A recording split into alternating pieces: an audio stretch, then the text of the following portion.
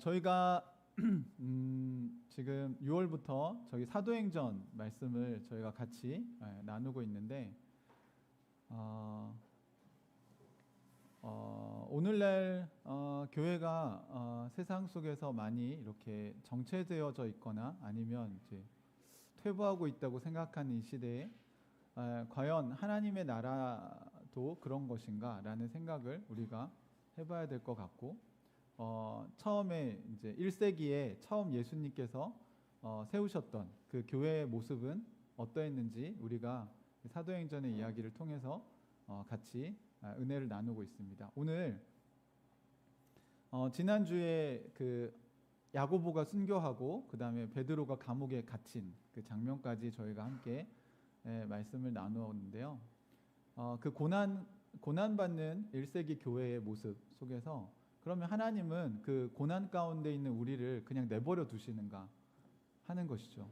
오늘은 기적을 경험하는 공동체가 교회라는 제목으로 같이 말씀을 나누려고 합니다. 어떤 일이 일어났는지 오늘 사도행전 12장 6절부터 19절까지의 말씀을 우리 같이 나누도록 하겠습니다.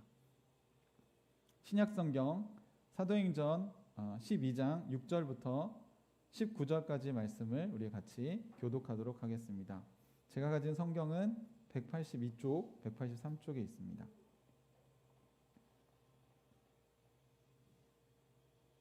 영호야, 카메라 한번 확인해 줘. 네.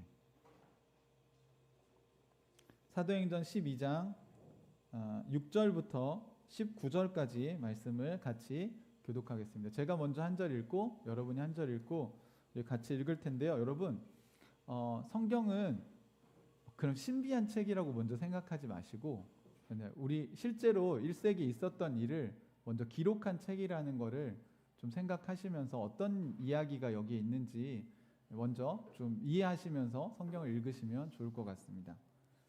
자, 12장 6절. 헤롯이 베드로를 백성들 앞에 끌어내기로 한 그 전날 밤이었다.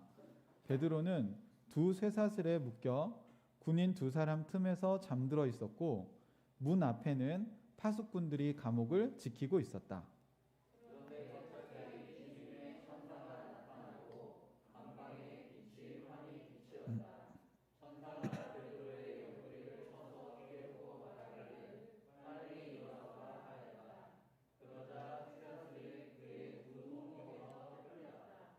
천사가 베드로에게 띠를 띠고 신을 신어라 하고 말하니 베드로가 그대로 하였다. 또 천사가 그에게 겉옷을 두르고 나를 따라오너라 하니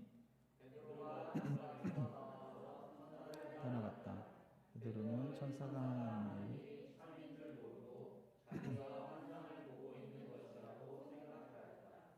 그들이 첫째 초소와 둘째 초소를 지나서 시내로 통하는 철문에 이르니 문이 저절로 열렸다. 그래서 그들은 바깥으로 나와서 거리를 하나 지났다. 그때에 갑자기 천사가 떠나갔다.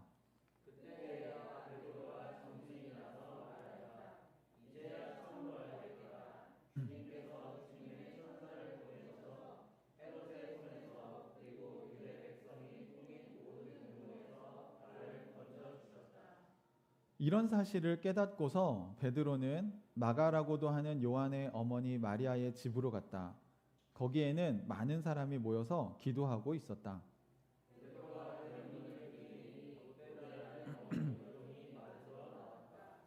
그 여종은 베드로의 목소리를 알아듣고 너무 기뻐서 문을 열지도 않고 도로 달려 들어가서 대문 앞에 베드로가 서 있다고 말하였다.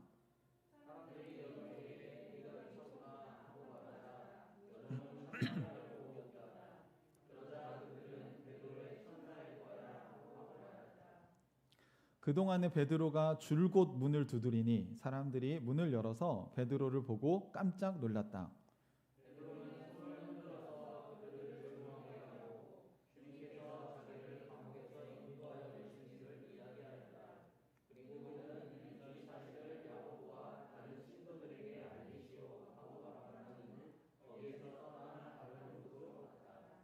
날이 새니 군인들 사이에서는 베드로가 없어진 일로 작지 않은 소동이 일어났다.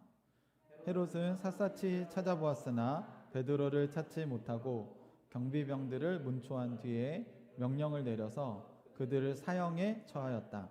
그런 다음에 헤롯은 유대를 떠나 가이사랴로 내려가서 거기에서 한동안 지냈다. 아멘. 예. 여러분, 우리가 신앙생활을 하다 보면 기적을 경험할 수 있을까요? 여러분, 기적이 일어날 수 있다고 믿으십니까? 네. 그렇죠. 신자들이시니까. 아마 여러분이 세상에 나가서 기적에 대한 이야기를 하면 아마 그 안 믿는 사람들, 우리가 찾는 이들은 우리에게 이상한 소리를 한다고 얘기를 할 거예요. 이런 과학이 발달한 시대에 무슨 기적을 이야기를 하냐, 이렇게 얘기할 수 있을 것 같습니다. 그런데 한번 우리가 생각해 본다면 하나님은 온 우주를 만드신 분이시잖아요. 그리고 우리가 믿으려고 하는 그 신은 창조주이시잖아요. 그렇기 때문에 당연히 우리 머리로 이해할 수 없는 일들을 일으키실 능력이 있으십니다. 우리 그렇게 믿는 거죠. 그러면 문제는 우리가 믿는 그 믿음처럼 실제로 기적이 일어나는가 하는 것이에요. 여러분 살아오시면서 기적을 많이 경험해 보셨나요? 네, 많이 경험하기는 좀 어려운 것 같고 조금 경험해 보셨나요? 네. 아마 하나님이 살아계신다면 우리가 이해할 수 없는 일들이 또는 우리가 기적이라고 말할 만한 일들이 우리 주변에서 저는 일어날 수 있다고 믿습니다.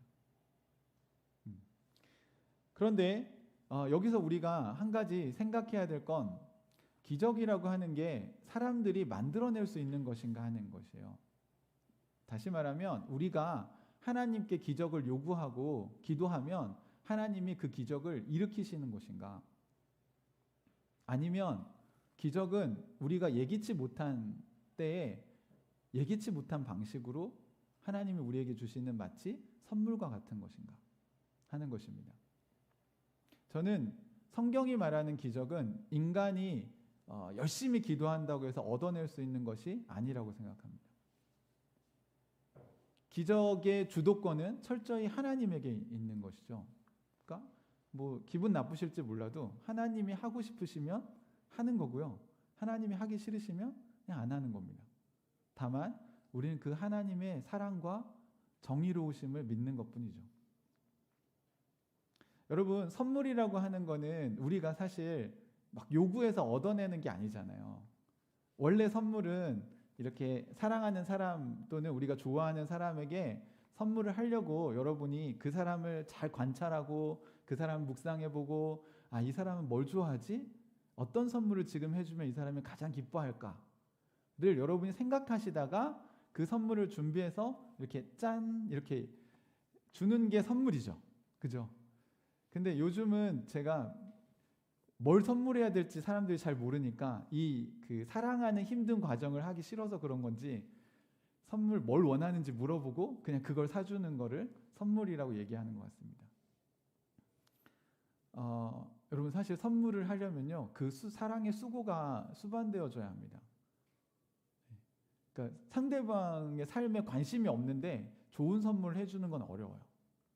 그렇죠? 그리고 그게 성경에서 사랑이라고 얘기를 합니다. 근데 오늘날은 그냥 너 뭐 원하니? 그래서 그거 그래 내가 사줄게 이렇게 하고 그걸 선물이라고 이렇게 얘기를 하는 거죠. 그러다 보니까 신앙생활에서도 하나님의 기적이 마치 선물이 아니라 우리가 원하는 걸 하나님이 해주시는 게 당연한 거라고 우리가 착각하게 되는 경우가 있는 것 같습니다. 그런데 오늘 성경을 보면 우리보다 훨씬 신앙이 좋았을 것 같은 베드로도 그죠? 요 앞에 우리가 사도행전 살펴봤지만 베드로는 죽은 사람도 살렸어요. 기도로. 그리고 아픈 사람도 낫게 했습니다. 안진뱅이도 일으켰고 베드로가 설교하면 하나님을 믿는다고 고백하는 사람들이 3,000명씩 회개하고 나왔습니다. 우리보다 좀 신앙이 좋은 거 맞죠?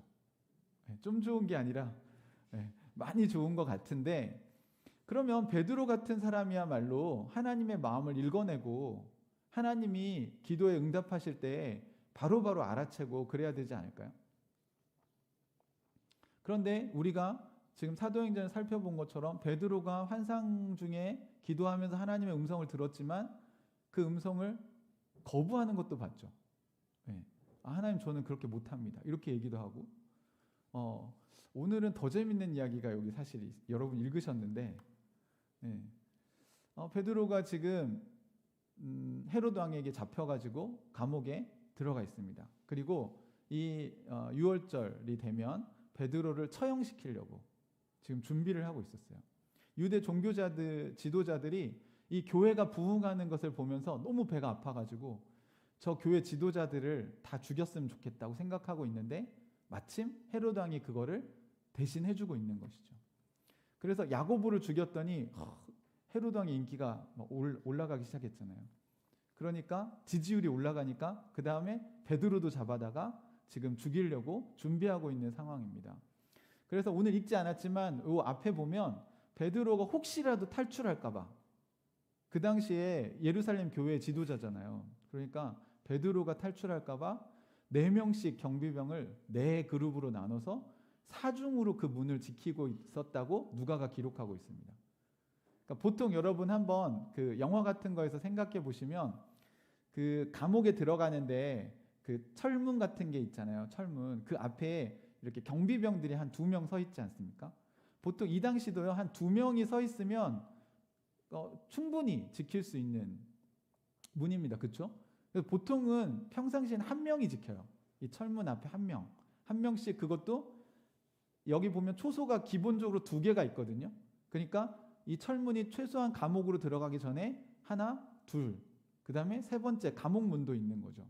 그러니까 이렇게 3중으로 되어져 있는데 여기에 2명이 아니라 몇 명이 지키겠다고요? 4명이 지키겠다는 겁니다. 4명씩. 그리고 나서 그 철문만 나오면 되는 게 아니라 마지막에 보면 이 교도소를 빠져나가기 위한 철문이 있었다고 얘기를 해요. 철로 된 문. 그러니까 그 철문까지 나가야 이제 이 감옥에서 탈출할 수 있는 겁니다. 좀 그림이 그려지시나요? 네.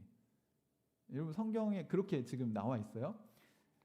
그래서 4명씩 경비병들이 그 문마다 서 있다고 생각을 하시면 됩니다. 그 다음에 더 재밌는 건 우리가 오늘 읽었던 성경에 6절에 보시면 베드로는 2 쇠사슬에 묶여 있었다라고 표현되어 있습니다. 그러니까 감옥 안에 있는데 쇠사슬에 이렇게 묶여 있어요. 게다가 군인 2사람 틈에서 잠들어 있었고 라는 표현이 있습니다. 그러면 그 안에 감옥 안에도 누가 있었다는 거예요? 네, 군인 2명이 같이 있었어요. 그러니까 이 헤롯이 베드로가 탈출하지 못하게 하려고 철저하게 감옥을 지키고 있습니다. 왜 이랬냐면 사실 사도행전 5장에 사도들을 한번 감옥에 가둔 적이 있었어요. 근데 그때 천사가 나타나서 사도들을 다 풀어줍니다. 그리고 나서 천사가 뭐라고 얘기했냐면 너희는 하나님 나라의 복음을 가서 계속 전파해라. 그래서 이 사람들이 감옥에서 탈출한 다음에 도망을 친 게 아니고 다시 성전에 들어가서 하나님 나라의 복음을 전했습니다. 그러니까 이 사도들을 감옥에 가뒀던 지도자들이 깜짝 놀란 거예요. 그리고 감옥에서 나왔는데 이 사람들은 도망친 게 아니라 사람들에게 또 가서 그들이 하지 말라고 한 또 복음을 막 전하고 있는 것이죠. 이런 경험이 한번 있었기 때문에 그때는 우리가 감옥을 너무 허술하게 지켰나 보다 이렇게 생각을 한 거예요. 그들은 기적을 믿을 리가 없잖아요. 하나님을 안 믿는 사람들이 기적을 생각하겠습니까? 천사가 와서 풀어줬다. 에이 이게 무슨 말도 안 되는 소리를 하고 있어. 경비를 더 강화해라. 그래서 경비를 강화한 거예요. 사실 오늘 본문에. 그리고 누가는 그걸 정확하게 기록을 한 겁니다. 그러니까 이렇게 4명씩 파수꾼이 4팀으로 나눠서 맡고 있고 감옥 안에도 군인 2명이 들어가서 같이 베드로랑 있고 또 베드로는 그냥 있는 게 아니라 쇠사슬로 묶어놨고 이 상황에서 탈출하는 것은 불가능합니다. 베드로도 그렇게 생각했는지 오늘 본문에 보면 베드로가 뭐하고 있냐면 자고 있어요. 네. 탈출은 불가능하다. 베드로는 잠들어 있습니다. 교회와 이 베드로의 소식을 들은 사람들은 기도하고 있습니다. 이들은 어떻게 기도했을까요? 야고보가 순교당했기 때문에 베드로를 살려달라고 하나님께 기도했겠죠. 하나님께서 하실 수 있다면 베드로를 풀어주십시오. 하나님 뜻이 무엇일까요? 하면서 그들은 하나님의 인도를 구하고 있었을 것입니다. 그런데 오늘 보니까 사형을 집행하기 전날 밤에 천사가 나타나서 베드로를 깨웁니다.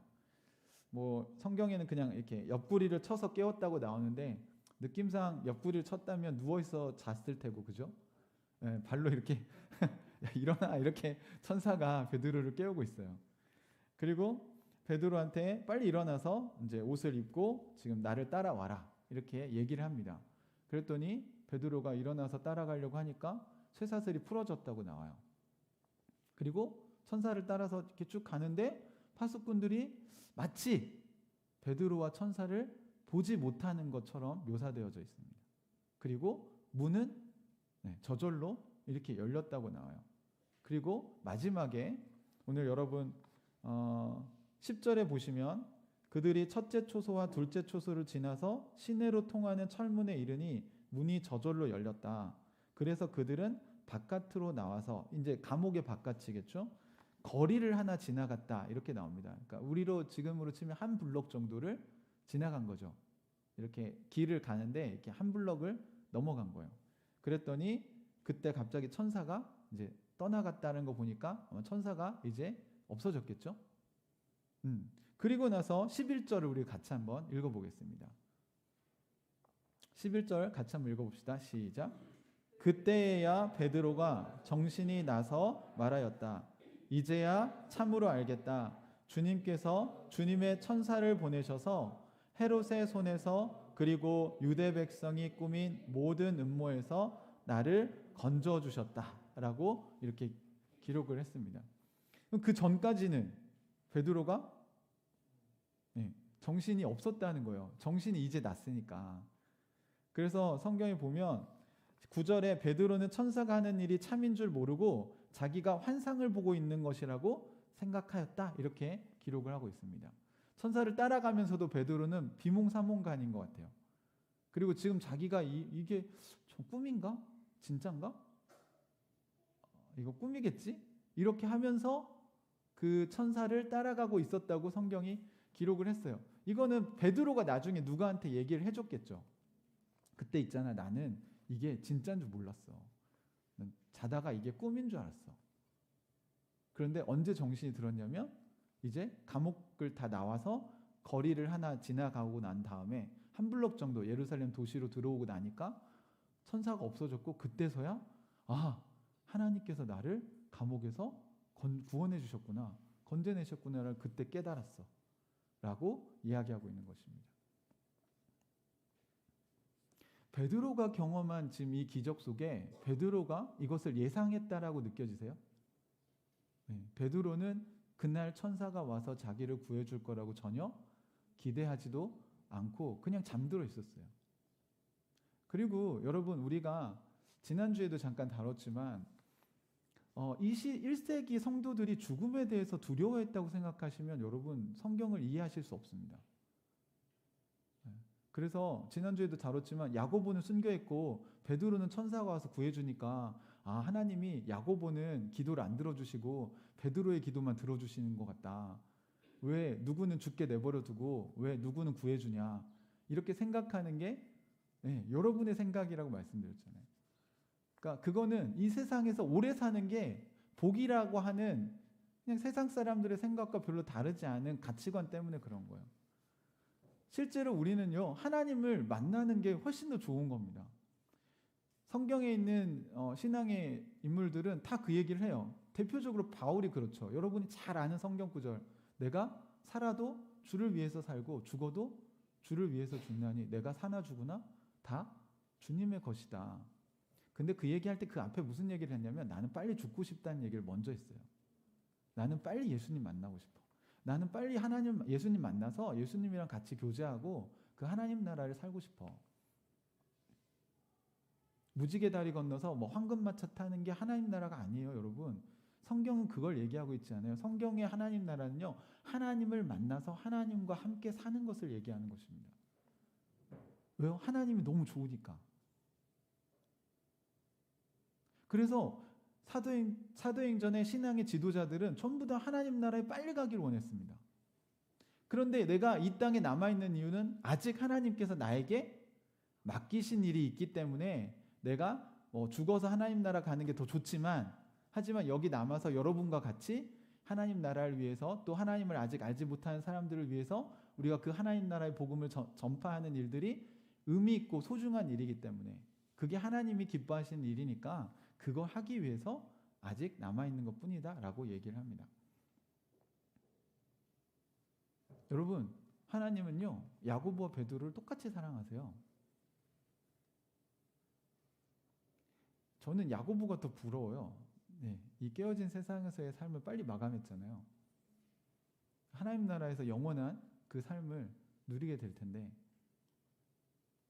반대로 베드로는 해야 될 일이 남은 거였고, 여러분 여기서는 베드로가 천사를 통해서 감옥에서 나왔지만 결국 베드로도 나중에 순교를 당하게 됩니다. 그냥 하나님이 그 해야 될 일이 있으니까 베드로에게 그 기간을 연장시킨 것 뿐입니다. 베드로도 하나님께서 이런 일을 일으키실 줄 알지 못했어요. 하지만 그가 천사를 따라서 비몽사몽간이지만 그 천사가 시키는 대로 순종하다 보니 어느 순간에 하나님께서 지금 내 인생에 기적을 일으키시고 계시는구나 라는 걸 깨닫게 된 거예요. 사랑하는 형제자매 여러분, 언제 하나님이 여러분에게 기적을 일으키시고 있다는 걸 깨달으세요? 여러분의 인생을 돌아보실 때, 그리고 정신을 차리실 때. 지금 먹고 사는데 우리가 너무 바쁘고요, 아이 키우느라고 지금 너무 힘든데 지금 정신이 없잖아요. 그죠? 요즘 너무 정신이 없으시죠? 날씨까지 덥고. 근데 언제 우리가 정신이 나냐면, 그래도 말씀을 묵상하려고 좀 삶을 멈추고, 또 기도하려고 여러분들이 좀 일상을 좀 멈추고 하나님께 집중할 때 여러분의 삶을 돌아보게 되는 것입니다. 여러분, 이 시간은 되게 축복이에요. 저는 이 맛의 크리스찬으로 산다고 생각이 들어요. 이 분주하게 돌아가는 일상에 치여서 살다 보면 지금 내 인생이 어디로 가고 있는지, 내가 지금 맞게 살고 있는지, 과연 이렇게 살면 행복해지는 건지 알 수가 있습니까?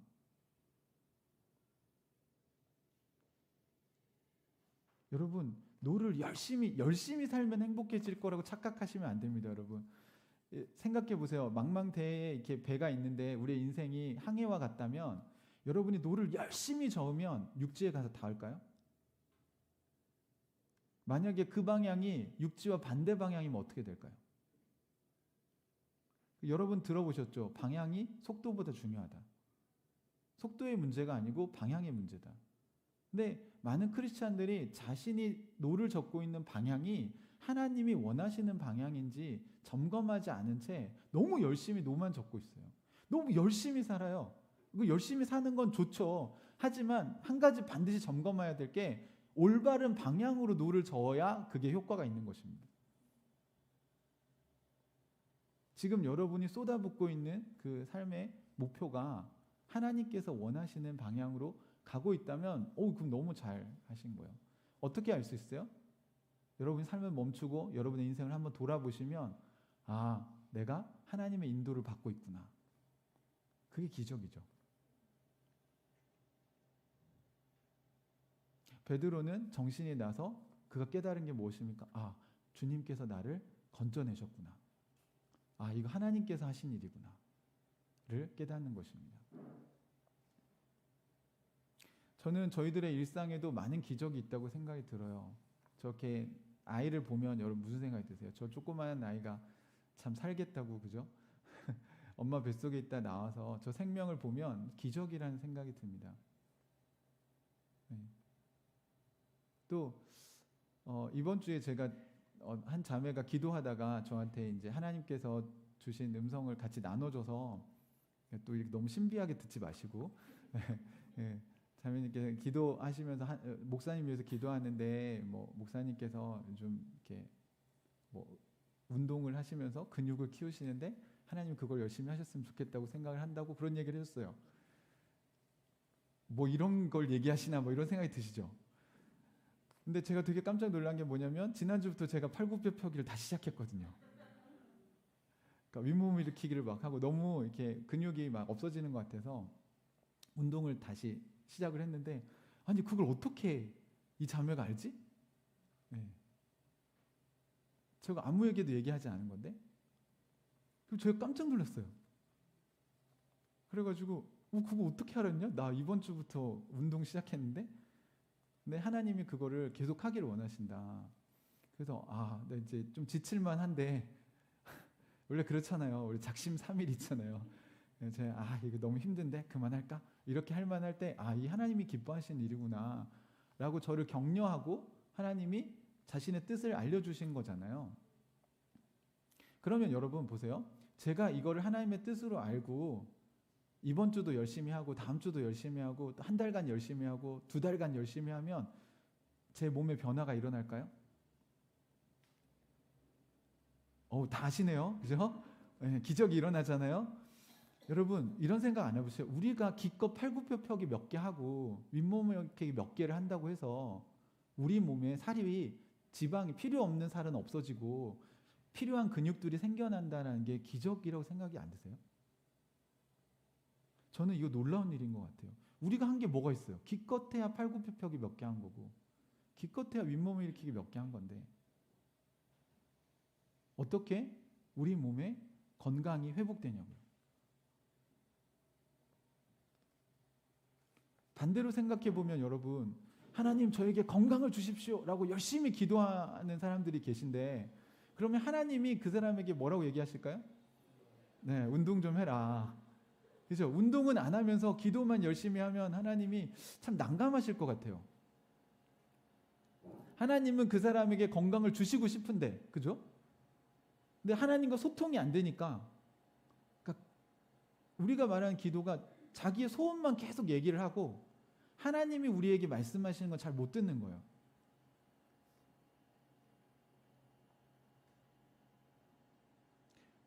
제가 이번 주에 열심히 운동을 해야 되겠죠, 그렇죠? 그 잘 순종하면 저에게 복이 올 겁니다. 어제도 저희 정옥자매한테 이렇게 머리 자르고 나서 막 목사님 지금 건강 상태가 심각합니다. 뭐 이렇게 기도하지 않아도 보이는 게 있나 봐요. 그래서 어떻게 운동을 하시라고 저한테 많은 조언을 해줘서 제가 이 조언을 귀하게 받아들이면 집에 가서 뭘 했을까요? 막 이렇게 막 운동을 교정을 하려고 애를 썼겠죠. 왜냐하면 저도 느끼거든요. 몸이 안 좋다는 거를. 사랑하는 형제자매 여러분, 기적은 멀리 있는 게 아니에요. 하나님은 이미 우리에게 말씀에 순종하기만 하면 기적이 일어날 수 있는 그 은혜들을 많이 베풀어 놓으셨습니다. 베드로도 결국 천사에게 비몽사몽간이지만 순종을 하고 나서야, 결과적으로 행하고 나서야 이게 하나님이 하신 거였구나 라고 깨달은 거예요. 여러분, 순종하지 않으면 하나님이 일으키시는 기적을 볼 수 없습니다. 여러분, 아내는 남편에게 복종하려고 애를 쓰고 남편은 아내를 예수님처럼 죽기까지 사랑하려고 애를 쓰면 그 말씀이 성경에 있는 건 다 아시잖아요. 그러면 그렇게 순종하시면 진짜 기적이 일어나는지 안 일어나는지 부부관계에서 행해 보신 다음에 얘기를 하시라고요. 믿음이 있든 없든 행하고 나면 그게 효과가 있는지 없는지 알 수가 있습니다. 사람들은 센 믿음, 큰 믿음이 필요하다고 생각하는데 올바른 믿음이 필요한 거예요. 여러분, 무슨 얘기냐면 소화가 안 될 때는 여러분 무슨 약을 먹어야 돼요? 소화제를 먹어야 돼요. 그렇죠? 상식적으로 그렇지 않습니까? 그런데 배꼽에다 빨간 약을 바르고 배가 나을 거다라고 세게 믿으면 소화가 되나요? 믿음이 없으셔도요, 그냥 소화제 먹으면 된대. 그래? 그래? 나 이거 먹으면 낫나? 이렇게 하면서 먹어도 소화제 먹는 걸 행하면 무슨 일이 일어나요? 소화가 돼요. 감기 걸렸을 땐 감기약을 드셔야 되는 거예요. 감기 걸렸는데 소화제 먹으면서 세게 믿으면 낫는 게 아닙니다. 그래서 예수님이 겨자씨만한 믿음이 있어도 그 믿음의 결과가 나타날 거라고 얘기한 거예요. 왜요? 세게 믿는 게 중요한 게 아니라고요. 올바로 믿는 게 중요하다는 거예요. 그럼 베드로만 기적에 대해서 이런 태도를 취했을까? 뒤에 보니까요. 베드로를 위해서 기도하는 여러분 마가 요한의 다락방 아시죠? 오순절 성령 강림 사건이 있었던 그 집에 모여서 기도하던 사람들이 있었어요. 베드로를 위해서. 그래서 오늘 성경에 보니까 베드로가 자신이 하나님이 하신 일을 깨닫고 나서 어떻게 해요? 이 사실을 내가 알려야 되겠다. 나눠야 되겠다. 해서 거기를 따라 쫓아갑니다. 근데 여기 성경에 보니까 여종이 나와서 베드로가 문을 두드리니까 여종이 나와서 베드로를 맞이하고 우리가 마가 요한의 다락방에서 120명이 모여서 기도했다고 우리가 알고 있잖아요. 여러분 120명 정도가 이렇게 모일 수 있는 큰 방을 가진 집은 부자일까요? 가난한 사람일까요? 네, 이거 굉장히 큰 부자입니다. 그 당시에. 지금도 여러분 120명 정도 모일 수 있는 그런 집 혹시 가보셨어요? 네, 이게 엄청나게 부자죠. 그러니까 마가 요한의 이 집은 부자였어요. 그리고 오늘날도 뭐 서울에 가면 부자들 동네가 있잖아요. 그런 것처럼 예루살렘에서 부자들이 사는 동네에 있었습니다. 부자들이 사는 동네에는 그 나라의 지도자들이 많이 살 거 아니에요, 그렇죠? 그러니까 옆집에는 대제사장이나 또 유대인의 지도자들이 살고 있었을 수도 있어요.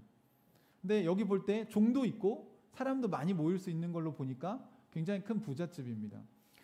그리고 집도 얼마나 넓었으면 문을 두드렸는데 그걸 여종이 가서 안에 가서 전달을 해야 되는 집이잖아요. 네, 바로 연결되어 있는 게 아니라 베드로가 문을 뚫렸는데 오늘 재미있는 장면은 여종이 맞으러 나왔어요. 그래서 14절에 보시면 여종이 베드로의 목소리를 알아듣고 너무 기뻐서 문을 열지도 않고 도로 달려들어가서 대문 앞에 베드로가 서 있다고 알렸다 이렇게 나옵니다. 그러니까 이 여종 로데라는 여종 이름까지 이제 기록을 해놨는데 이 어린 여종이 베드로 목소리인데 이렇게 하고 문을 열어보지도 않고 너무 기뻐서 이 사실을 사람들에게 알려주려고 달려갔다고 기록이 돼 있어요. 이해되시죠? 이 장면이 어떻게 되는지? 그래서 기뻐서 달려가서 사람들에게 전했더니 이 사람들이 어떤 반응을 보였는지 한번 봅시다. 15절 같이 읽어볼까요? 시작. 사람들이 여종에게 네가 미쳤구나 하고 말하자 여종은 참말이라고 우겼다. 그러자 그들은 베드로의 천사일 거야 하고 말하였다. 네. 이 사도행전을 처음 읽었던 1세기의 크리스찬들은 이 장면에서 아마 빵 터졌을 거예요. 여러분은 안 웃기시군요, 이게. 여러분 이게 되게 웃긴 장면이잖아요. 왜냐하면 교회가 모여가지고 열심히 뭘 기도했냐면 베드로를 풀려나게 해주세요 기도했어요. 근데 어린 여종이 와서 베드로가 풀려났다고 얘기하니까 이 사람들 뭐라고 얘기해요? 네가 미쳤구나. 그랬더니 이 어린 여종이 뭐라고 얘기합니까? 아니 진짜입니다. 베드로가 진짜 와 있습니다. 이렇게 얘기하니까 그 사람들이 그래 한번 가보자 이것도 아니고 베드로의 천사일 거야 이렇게 얘기를 합니다. 이 당시 사람들은 사람이 의인이 죽으면 그 천사가 나타난다고 생각을 했어요. 그래서 베드로가 죽어서 이제 영혼이 왔나 보다. 아니 여러분 기도하면 하나님 뜻을 잘 알아야 되는 거 아닙니까? 우리보다 성령 충만한 사람들이고 방언받은 사람들이고 이 사람들 막 머리에 막 하늘 성령의 불꽃이 일어났던 사람들인데 너무 재밌잖아요. 네. 이들도 기적이라는 걸 예상하지 못했다는 거예요. 자기들이 생각하는 방식으로 베드로가 풀려날 어떤 기대가 있었겠죠. 하나님께서 베드로를 풀어주신다면 아마 이런 방식으로 하실 거야. 설마 천사를 보내서 밤에 이렇게 나오게 하실 줄은 예상하지 못했던 거예요. 많은 사람들이 기도하면서요 자신의 방식을 고집합니다.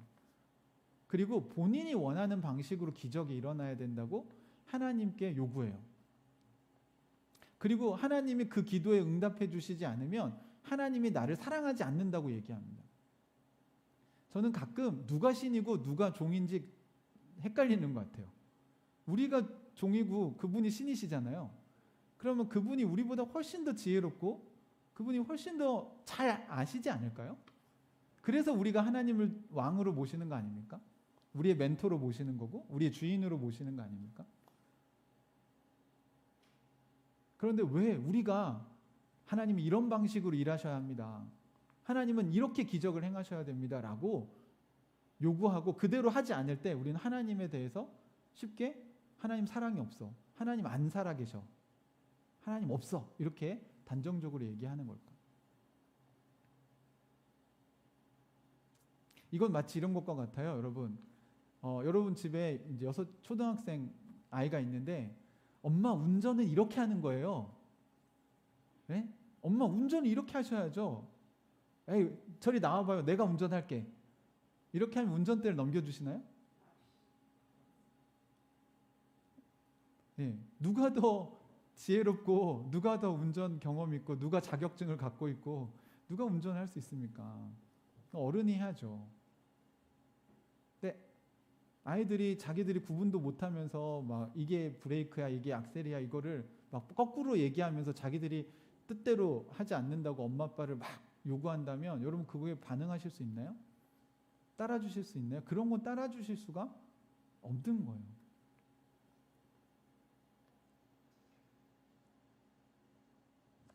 하나님이 모든 사람들의 기도에 들어주셔야 한다면 여러분이 하는 기도 중에 제가 볼 땐 나쁜 기도도 있을걸요? 또 악당들의 기도도 들어주셔야 되나요? 그럼 이 세상이 어떻게 될까요? 망가집니다, 여러분. 우리는 우리가 원하는 걸 이야기하지만 하나님이 우리보다 훨씬 더 지혜로우신 분이니까 그분이 판단하셔서 어떤 건 들어주시고 어떤 건 거절하시고 어떤 건 유보하시고 그렇게 하셔야 되는 것이죠. 여러분도 아이들 키울 때 그렇게 하셔야 됩니다, 여러분. 아이들이 여러분에게 뭔가를 요구할 때 아이들이 원하는 대로 다 해주는 건 좋은 부모가 아니죠. 그죠? 어떤 거는 아이들이 원하는 대로 해주고 해줘도 되는 게 있잖아요. 뭐 짜장면 먹을까 짬뽕 먹을까 네가 먹고 싶은 거 먹어. 그런데 이 아이가 계속 설사를 하고 있는데 탕수육을 먹겠다고 하면 주는 엄마가 어디 있나요? 이해되시죠? 하나님이 우리를 사랑하시기 때문에 어떨 때는 우리가 원하는 걸 해주실 수 없을 때도 있어요. 하지만 하나님이 원하시는 거라면 아마 아이들 눈에는 내가 원하는 그 자전거 근데 엄마 아빠가 그걸 딱 사줬을 때 기적같이 느껴질 것 같아요. 그 선물이. 왜요? 이제 아이가 자전거를 배울 나이가 되었고 또 자전거를 연습해야 될 때가 되어서 아빠가 이 아이에겐 자전거를 선물해 줘야 되겠다. 그 아이가 생각하지 못했던 때에 그런 큰 선물이 주어질 수 있습니다. 그 주도권을 누가 가지고 있어야 되나요? 당연히 부모가 가지고 있어야죠. 아주 사랑하고 지혜로운 부모라는 전제 아래. 하나님은 그런 분이시잖아요. 그죠? 그러니까 여기 지금 마가요한의 다락방에 기도하시는 분들도 베드로 이렇게 풀려날 줄은 생각을 못한 거예요. 그래서 오히려 어린 여종은 기뻐서 달려왔는데 막 모함을 당합니다. 네가 미쳤구나. 베드로의 천사겠지. 그러던 동안에 여러분 이 상황이 굉장히 위험한 상황이 벌어지고 있었어요. 뭐냐면 이렇게 하는 동안에 여기 성경에 보시면 16절에 그동안에 베드로가 줄곧 문을 두드리니 사람들이 문을 열어서 베드로를 보고 어떻게 했어요? 깜짝 놀랐다고요. 이런 믿음 없는 사람들을 보았나. 네. 이렇게 얘기를 했는데도 베드로를 보고 놀랍니다. 자신들의 예상과 달랐기 때문에. 그런데 아까 제가 말씀드렸잖아요. 부자 동네라고. 근데 베드로가 계속 문을 두드리고 있어요. 지금 밤인데 그러면 문을 계속 두드리면 이제 옆집이 깰 수도 있잖아요. 근데 그 주변에는 종교 지도자들이 많이 살았을 거란 말이죠. 그래서 나와서 베드로가 지금 탈출한 걸 알면 다시 베드로를 감옥에 잡아 넣지 않겠습니까? 계속 안 나오니까 베드로가 계속 노크를 하게 만들었어요.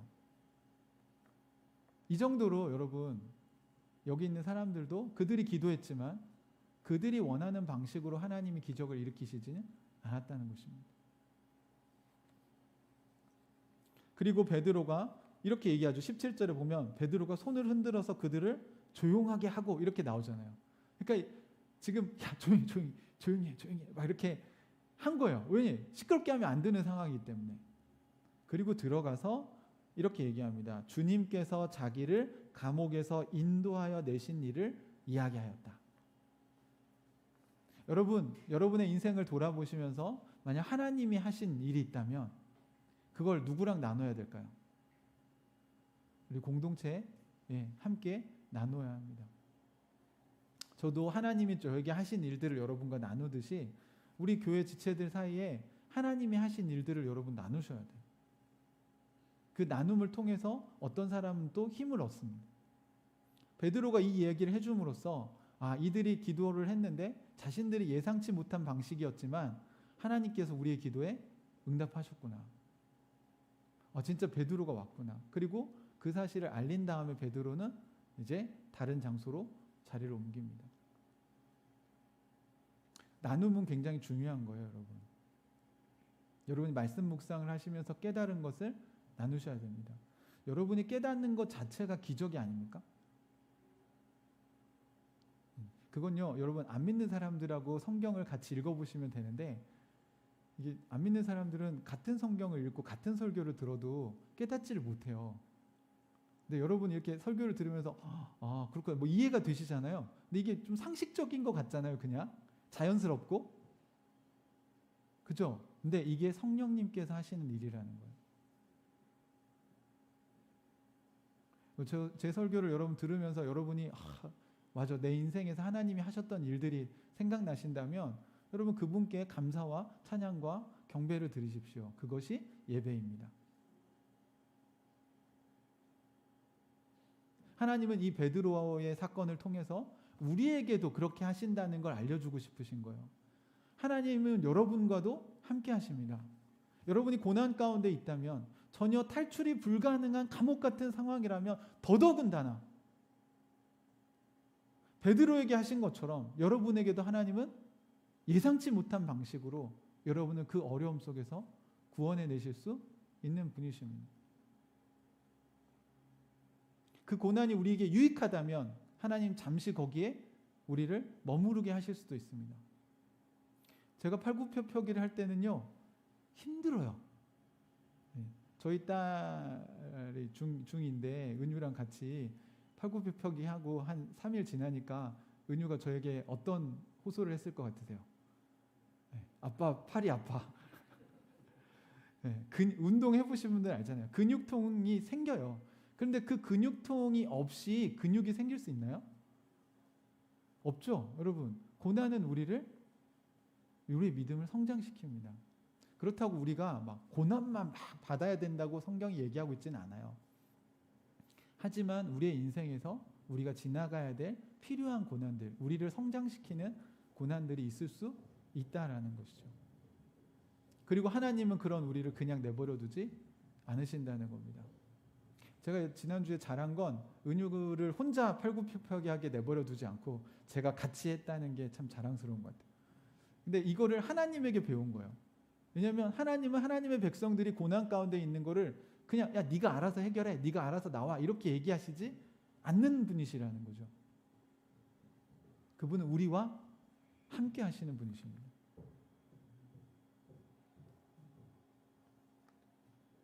여러분 하나님의 말씀에 순종함을 통해서 베드로가 기적을 경험한 것처럼 또 이 예루살렘 교회가 기적을 경험한 것처럼 여러분 우리도 하나님의 말씀에 순종하는 걸 통해서 여러분의 삶에 하나님의 기적, 하나님이 나와 진짜 함께 하시는구나를 경험하게 될 거라고 믿습니다. 요즘 하나님이 여러분에게 순종하기 원하시는 건 어떤 건가요? 남편과의 관계 또는 아내와의 관계 또는 자식들과의 관계 또는 직장생활 가운데서 하나님이 여러분에게 순종하기를 원하시는 말씀이 있다면 그 말씀을 한번 여러분 행해 보십시오. 여러분이 센 믿음으로 하지 않으셔도 됩니다. 아, 이게 하나님의 말씀이구나. 그걸 한번 실천해 보십시오. 그러면 그 실천을 통해서 하나님의 기적이 여러분의 삶에 실제로 경험되게 될 것입니다. 우리 하늘가족 식구들이 전부 그렇게 하나님 나라를 경험하며 살아가는, 하나님 나라를 누리면서 살아가는 삶을 살기를 축복합니다. 같이 기도하겠습니다.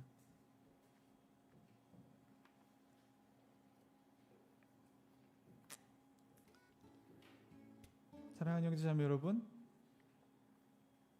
베드로와 함께 하신 하나님이 여러분과도 함께 하신다고 믿으십니까?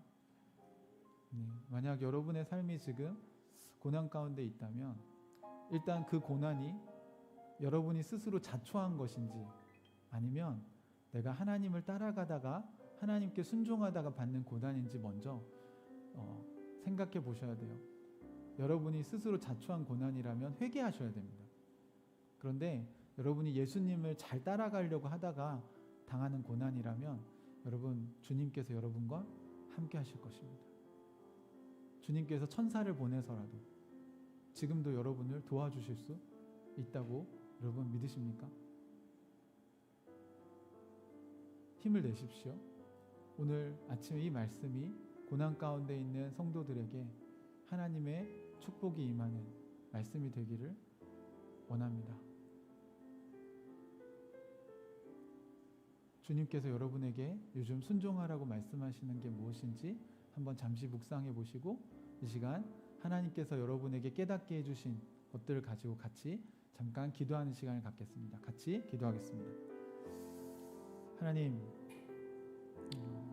오늘 아침에 우리 베드로가 감옥에서 천사의 인도를 따라서 나오는 장면을 보았습니다. 하나님께서 우리에게 주신 은혜들을 생각합니다.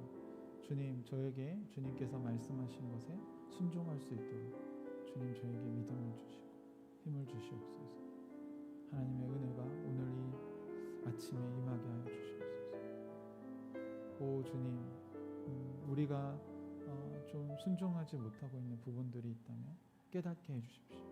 또 하나님, 우리 형제자매들 가운데 고난 가운데 있는 사람들이 있다면 주님 그들의 손을 잡아 일으켜 주시고 그들을 격려하여 주십시오. 주님께서 그들의 삶을 인도하여 주십시오. 우리가 예상치 못한 방법으로 우리가 예기치 못한 때에 하나님의 은혜가 임할 수 있음을 깨닫게 해주십시오. 오 주님, 우리가 하나님에 대한 믿음을 잃어버리지 않도록 하나님 붙들어 주시옵소서. 성령께서 우리를 이끌어 주시기를 원합니다. 하나님의 은혜가 우리 가운데 있게 하여 주시옵소서. 오 주님, 임하시옵소서. 주님, 우리를 인도하여 주십시오. 주님, 우리의 기도를 들으시고 주님이 원하시는 방식으로 저희들이 응답하여 주시옵소서.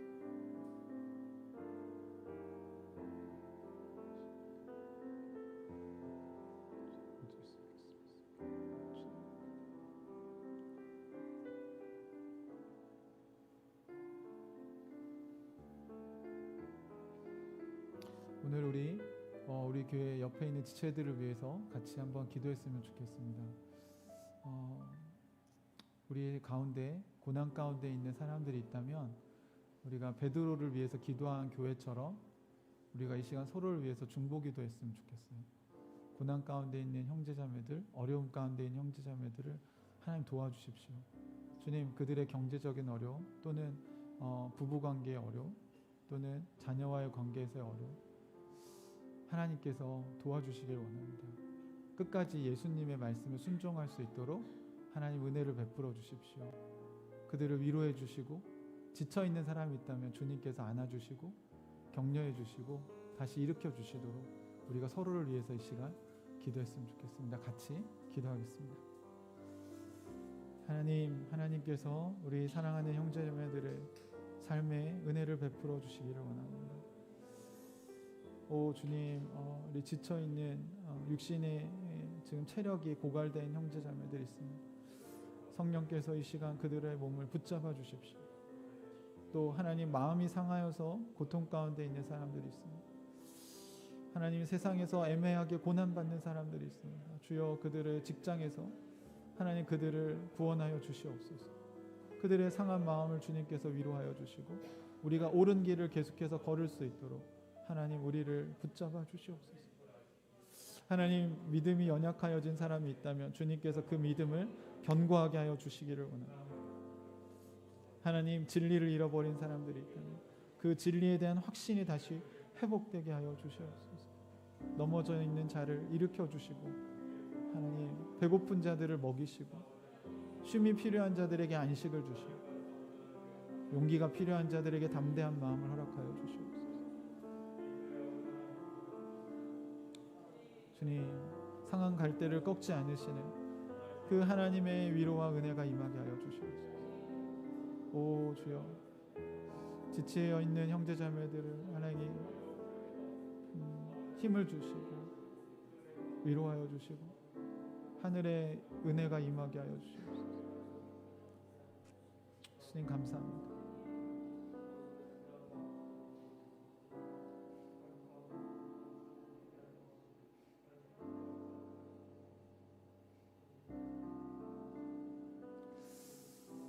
하나님 아버지, 저희들의 인생을 살다 보면 참 베드로가 감옥에 갇혀서 사방이 다 막힌 것 같고 내 힘으로는 절대로 빠져나올 수 없을 것 같은 그런 문제에 직면할 때가 있습니다. 혹시 우리 형제자매들 가운데 말 못할 고민이 있고 혼자서 해결할 수 없어서 고난 가운데 있는 형제자매들이 있다면 이 시간 주님께서 천사를 보내셔서 베드로를 이끌어내신 것처럼 주님 은혜를 베풀어 주시고 우리의 삶의 기적을 일으켜 주시옵소서. 우리가 주님을 놓지 않도록 우리의 믿음을 붙잡아 주십시오. 하나님, 육아로 인하여 지쳐 있는 사람도 있고 또 직장 생활로 인하여 상처받은 사람도 있습니다. 또 부부간에 또 부모 자식 간에 마음이 상하여서 하나님을 따라가기 힘들어하는 사람도 있습니다. 주님, 우리에게 은혜가 필요합니다. 우리의 상한 마음을 주님 만져주십시오. 우리를 위로하여 주시고 넘어져 있는 자들이 있다면 꾸짖지 마시고 일어설 수 있도록 우리의 손을 잡아주시고 우리 옆에서 함께하여 주시옵소서. 하나님, 우리가 함께 이렇게 하나님 나라를 살 수 있도록 이렇게 하늘가족 교회로 불러주셔서 감사합니다. 주님, 우리의 인생을 통해 하나님께서 영광을 받으시옵소서. 감사하며 예수님의 이름으로 기도합니다. 아멘.